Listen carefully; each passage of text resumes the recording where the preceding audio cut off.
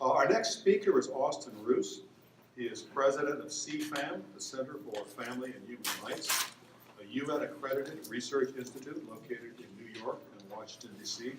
He is a longtime biweekly columnist for Crisis Magazine and the author of 2 new books, Littlest Suffering Souls, Children Whose Short Lives Point Us to Christ, published by Tan Books, and Fake Science, Exposing the Skewed Statistics, Fuzzy Facts, and Dodgy Data, published by Regnery. Mr. Ruse estimates that in the past 5 years he has published roughly 850,000 words, some of them good. That was his line, it's not mine. Okay, yes. Among his many accomplishments, perhaps the most noteworthy is the fact that Austin Ruse is the personal all-time favorite author of his devoted wife. That's just completely and utterly false. I am not nearly her favorite author. As a matter of fact, she hasn't finished either one of my books. They're right there next to her bed. They are unfinished. She even launched into reading The Decline and Fall of the Roman Empire, and intended on finishing it before she got to my book. So,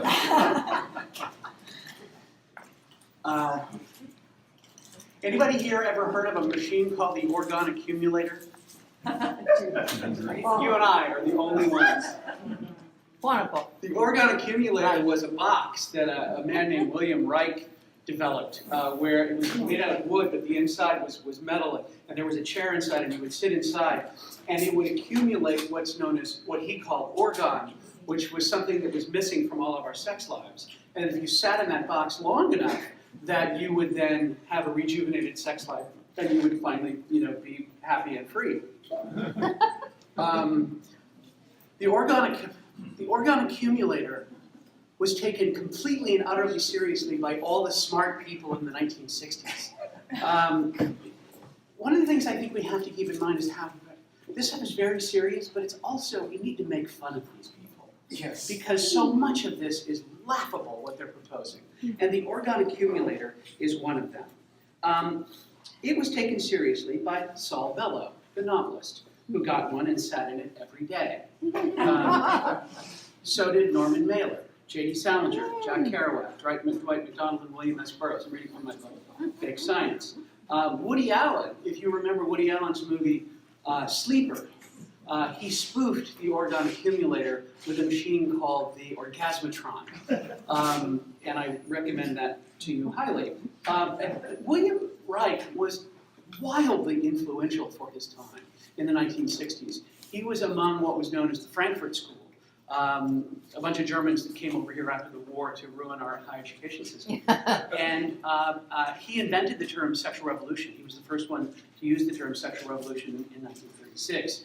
But he wrote a book, publisher James Atlas has said, Reich's function of the orgasm was as widely read in progressive circles as was Trotsky's Art and Revolution had been a decade before.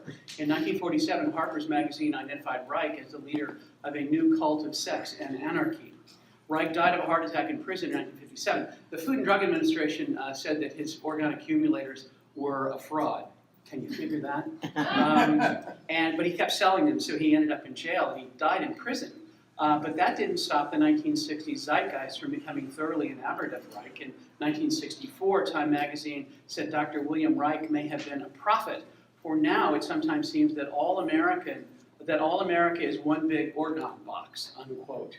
And this was before the pill and the onset of the furious sexual revolution that began shortly thereafter. During the student riots in 1968 in Paris and in Berlin, the students threw copies of William Reich's book, The Mass Psychology of Fascism, at the police.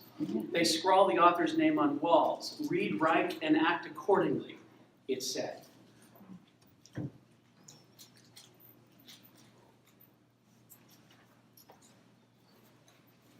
So that was William Reich in 1989. And I'm going to skip forward just a few years to 2010. I do most of my work at the United Nations. And one day we came across this.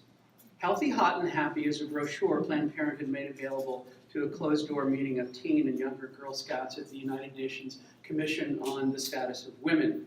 This was in March of 2010. The brochure, which is still widely distributed by Planned Parenthood, explains how kids can have great sex, even if they're infected with HIV. Quote, sex can feel great and be really fun. Many people think sex is just about vaginal or anal intercourse, but there are lots of different ways to have sex and lots of different types of sex. Sex can include kissing, touching, licking, tickling, sucking, and cuddling. Some people like to have aggressive sex, while others like to have soft and slow sex with their partners. There is no right or wrong way to have sex. Just have fun, explore, and be yourself.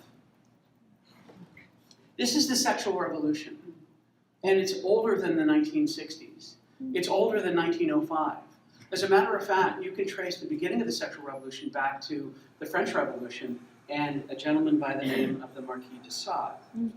The Marquis de Sade is a little bit of a joke these days, but he was wildly influential at the time. Keep in mind, from its beginning 2 centuries ago, those who have advanced the sexual revolution have been considered the most advanced thinkers of their time. And this is something that comes through when you go to the FLECAT committee. You're sitting there and you hear these crazy ideas, and somebody like Laura, who I think left, voices something that's commonsensical. And she's practically mocked by these people who think that they are smarter and better than she is, and every one of you. And this goes way back.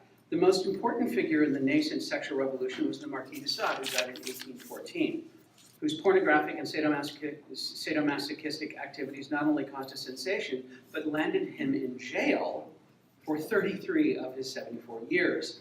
But they also launched a revolution that reverberates to this day. The Marquis was a notorious rapist and sadist, charged with drugging, kidnapping, torturing, and raping women. His victims were prostitutes, but even everyday women that he would meet walking along the street. It was while serving what turned out to be a 14-year prison sentence, at the urging of his mother-in-law, no less, that he read all of Voltaire along with other Enlightenment authors. And it was while he was in prison that time that he wrote his most famous work, called Justine, The Misfortunes of Virtue, the story of a young girl from her 12th to her 26th year who finds her way alone in a sexually rapacious world. She is set upon and corrupted by the abbess of a convent, later held as a sex slave in a monastery. Oddly, the Marquis projected his own sexual proclivities upon the church. And the early enemies of the sexual revolutionaries in the French Revolution were indeed the family and the church. Sexual pleasure goes to die in the family. Everybody on the left knows that.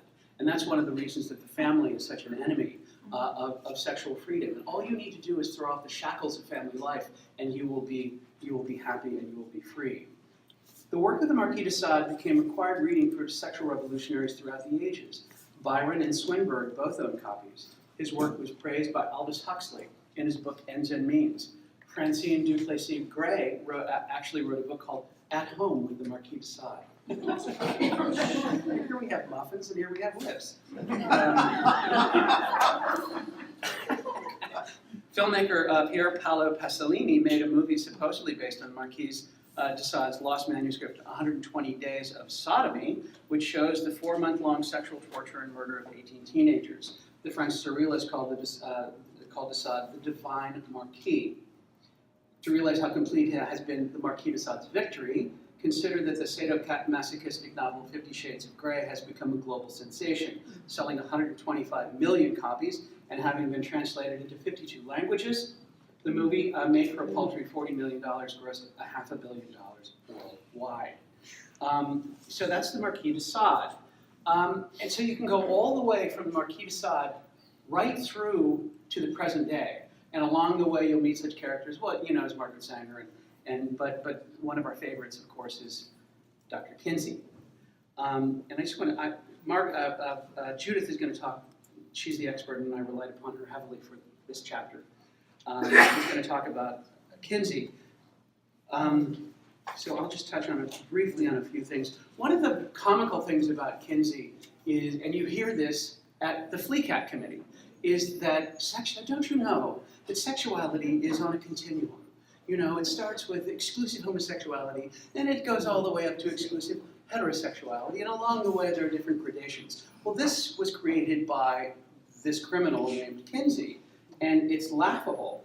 And number 2 on Kinsey's scale is labeled predominantly heterosexual, which is a tick above incidentally homosexual. So this is the scale. You can land on the scale at predominantly heterosexual, or you can land on the scale at incidentally homosexual.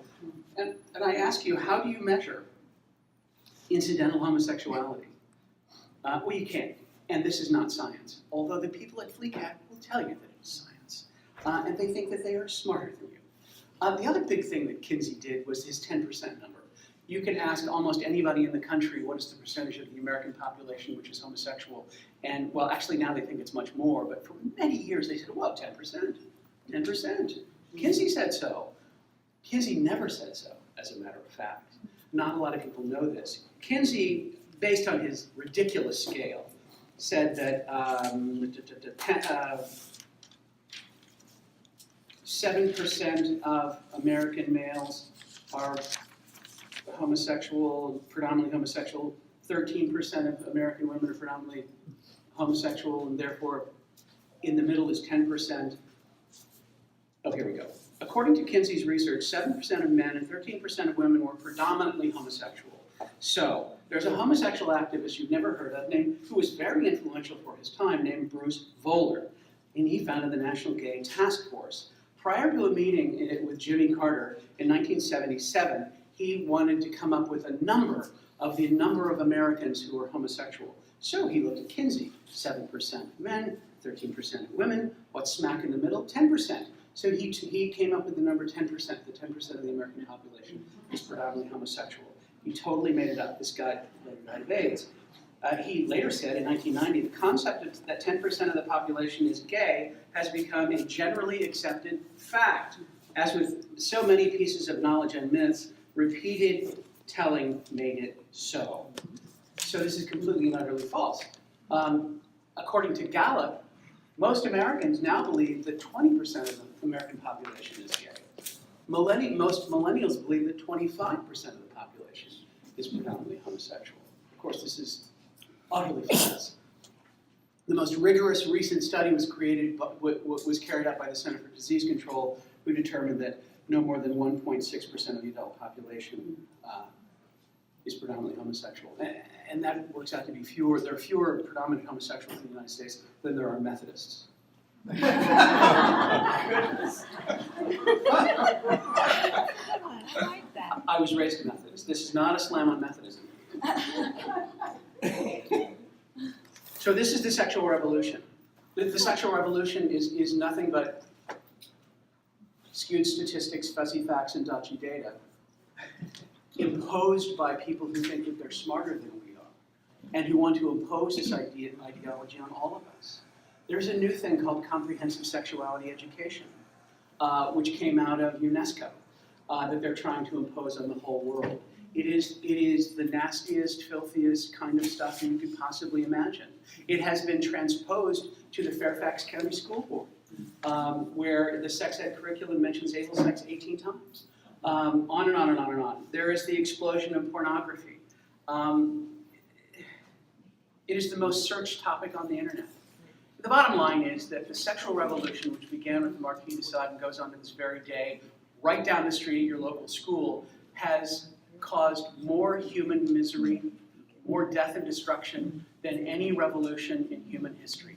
It has killed more people than any tyrant in human history. When you count abortion, which happens mostly to single women because of sexual promiscuity, to death from AIDS and all sorts of sexually transmitted diseases, some of which we thought had been cured, that are now exploding in the gay population. If you add it all together, it's hundreds of millions of people who have been harmed or otherwise killed because of the sexual revolution. And what is their answer? Oh, I'm finishing. He's getting ready.